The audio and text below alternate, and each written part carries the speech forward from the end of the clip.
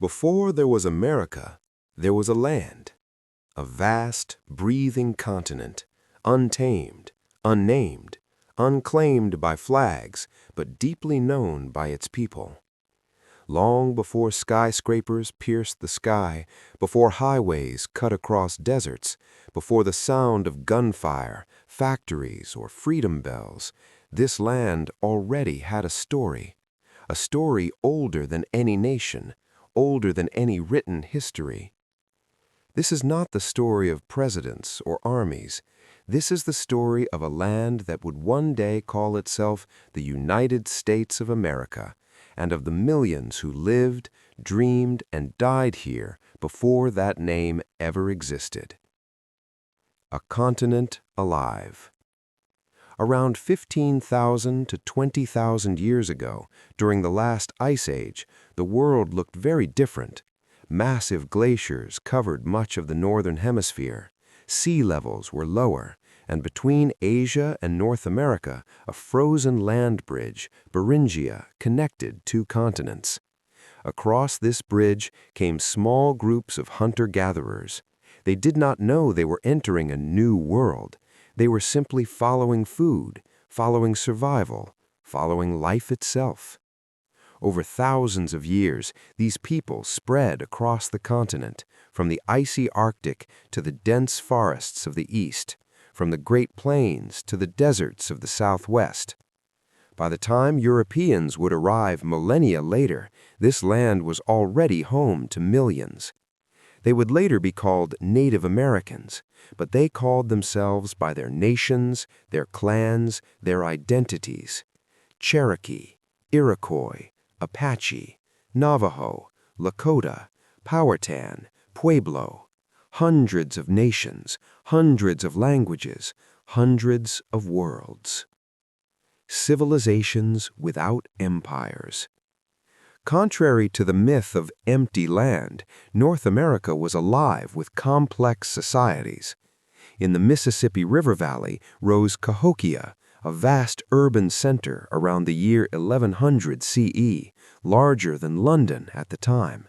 Massive earth mounds, organized agriculture, political hierarchy, trade networks stretching across the continent.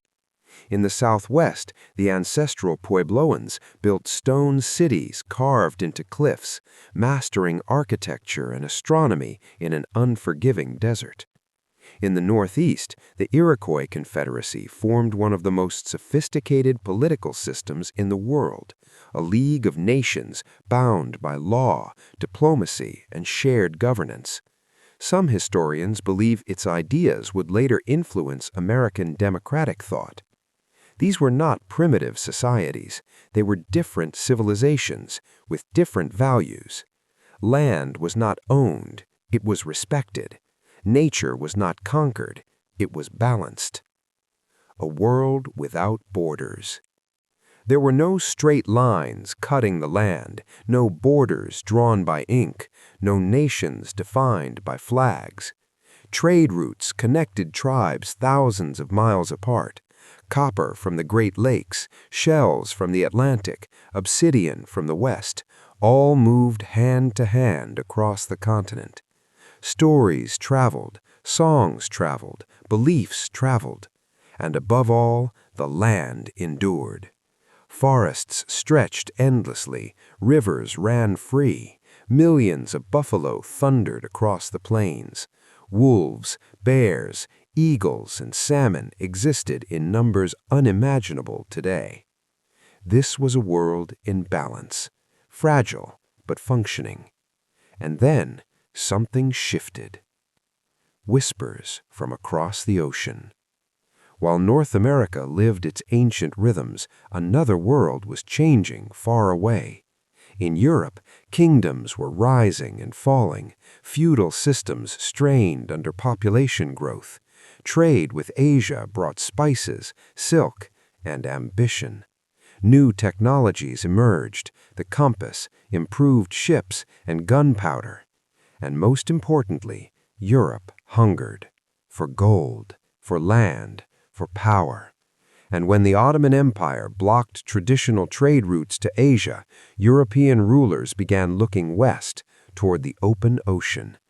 They did not know what they would find, but they were desperate enough to try. 1492. The Collision of Worlds. In October 1492, 3 ships, the Niña, the Pinta, and the Santa Maria, crossed the Atlantic under the command of Christopher Columbus. Columbus believed he had reached Asia. He was wrong. What he had reached was the beginning of the end for one world and the violent birth of another. Though Columbus never set foot on what is now the United States, his voyage unleashed a chain reaction that would transform the entire hemisphere. European diseases, smallpox, measles, influenza, spread faster than any army. Indigenous populations with no immunity began to collapse. In some regions, up to 90% of native populations would die within a century. This was not just tragedy, it was apocalypse. First contact, first blood. As European explorers followed Columbus, they encountered societies they did not understand and often did not respect. Some encounters were peaceful: trade, curiosity, cooperation. Others were brutal. Europeans brought guns, steel, and horses. They also brought slavery, forced conversion, and conquest. To many colonizers, the land was empty if it was not farmed the European way. To many missionaries, native beliefs were savage. To many kings, this continent was a prize to be claimed. What followed was not a single invasion, but centuries of pressure, displacement, and violence. But yet, native peoples resisted, adapted, survived. The stage is set. By the early 1500s, the great forces of history were in motion. An ancient continent, powerful native nations, European empires driven by greed and glory, a collision that would reshape the world. The United States of America was not yet existed, but its foundations, its contradictions, its conflicts, its dreams were already forming. A land of freedom, born from conquest. A nation of opportunity, built on displacement. A story of ideals, stained by blood. This is how the movie begins, and the next chapter will change everything. The ocean did not separate worlds anymore. It connected them. By the early 1500s, the Atlantic became a highway of ambition. Ships cut through its waves, carrying kings' orders, priests' prayers, soldiers' weapons, and settlers' dreams. What lay ahead was not just land, it was power. Europe had discovered more than a continent, it had discovered a battleground. Empires arrived. Spain came first, and it came hard. Driven by gold and God, Spanish conquistadors carved an empire across the Americas. Hernán Cortés destroyed the Aztec Empire. Francisco Pizarro crushed the Inca Empire. Fortresses rose, crosses were planted, and entire civilizations were dismantled. In what is now the southern United States, Florida, Texas, and California, the Spanish established missions and military outposts. Native peoples were converted, controlled, or killed. Spain ruled by fear and force. But Spain was not alone. France followed, exploring the St. Lawrence River, the Great Lakes, and the Mississippi Valley. French colonists traded with native tribes rather than conquering them outright. Fur became currency. Alliances became survival. Then came England, late, uncertain, but relentless. England's fragile footing. In 1607, on the swampy shores of present-day Virginia, England established its first permanent colony, Jamestown. It was supposed to be a triumph. Instead, it was a disaster. Starvation, disease, and poor leadership nearly wiped out the colony. Men searched for gold instead of growing food. Winter turned deadly. At one point, colonists resorted to cannibalism. Jamestown survived not because of English strength, but because of native help. The Powhatan Confederacy, led by Chief Powhatan, fed the settlers. A young woman named Pocahontas became a bridge between two worlds, later mythologized into legend. But peace did not last.